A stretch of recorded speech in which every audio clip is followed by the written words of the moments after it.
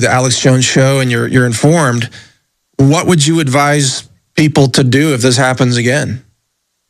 Well, I called. I mean, no offense. I mean, Mike, we love everything you do. I'm a big fan of the Health Ranger, but I was hoping to get a hold of Alex for the fact that what do you do when they stack right? You know what I mean?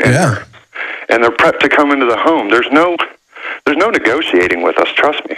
There was no negotiating. Yeah. If you resisted, you died. That were the orders. You go after gun or you die. Yeah, but well, I mean, this is invaluable information. I apologize. We only have a limited time here. I got to let you go. We've got so much more coming up here, but fascinating. I hope you call back and get to Alex as well. You know, I'll pass on this conversation to Alex and let him know. But that's some frightening information, and I just hope that the military. That the members of the military say no. They refuse to engage in gun confiscation because no doubt there could be outbreaks of violence and a lot of needless death and bloodshed if that happens. But thank you for your call, Chris. That's very concerning. It was traumatic. All of a sudden, they were banging on the front door, the side door, and the back door. And they said, let us in. I'm saying, look at all my food. I got plenty of food. They kept pushing me back, and ended up like this. Then, Patty showed them a small revolver she was carefully holding in the palm of her hand. A camera crew was there to capture what unfolded next. I said, it's not even loaded.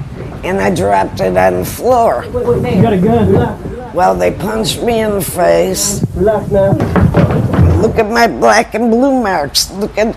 You said guns will be taken. No one will be able to be armed. We will take all weapons. So if you're still doubting, there's the proof there. They went into New Orleans. They went into the high and dry areas. They went in just to grab guns because that's what they were training to do. It wasn't about helping people. It was about taking people's guns to see if they could get away with it under a crisis. And that's how it's going to happen. It's going to happen in the dead of night. Did you hear the soldier talking? He said, we pulled up at night and we just busted in and grabbed guns. That's how they do it. They're not going to be, hey, please turn in your guns. No, it's going to be right down to the wire, and you're not even going to know that they're going to be there until they're on top of you while you're sleeping in your bed. So you better start making a plan. You better start having firearms. You better start learning how to shoot. You better start getting ammo. Because if you don't exercise the Second Amendment, it will be taken from you. And when the Second Amendment goes, it's you in tyranny, it's boots on your forehead, it's slave internment camps, and it's all going to happen. They've all been making plans.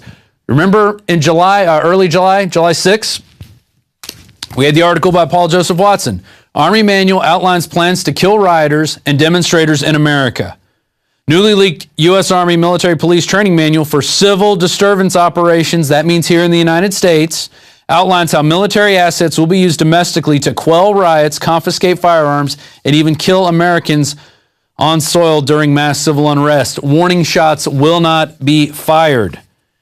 And that he linked to a Hong Kong document, and we can go to that, and it shows you some of the things they're going to use. Oh, there's the grenade launchers they're going to use against you.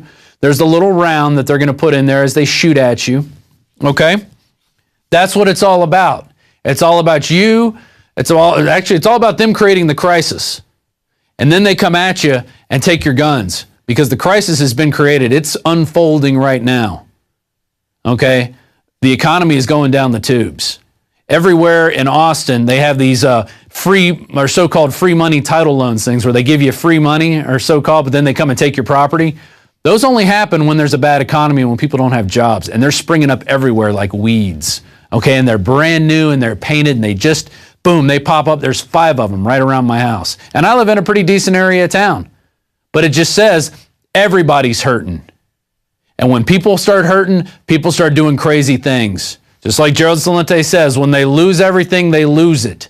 And that's going to be the pretext to come in and start taking people's guns, and the Army's going to be kicking in doors, and they're training the National Guard to do it, and they're training the military police to do it, and they're training your SWAT teams, and they're giving them giant battle tanks to do it.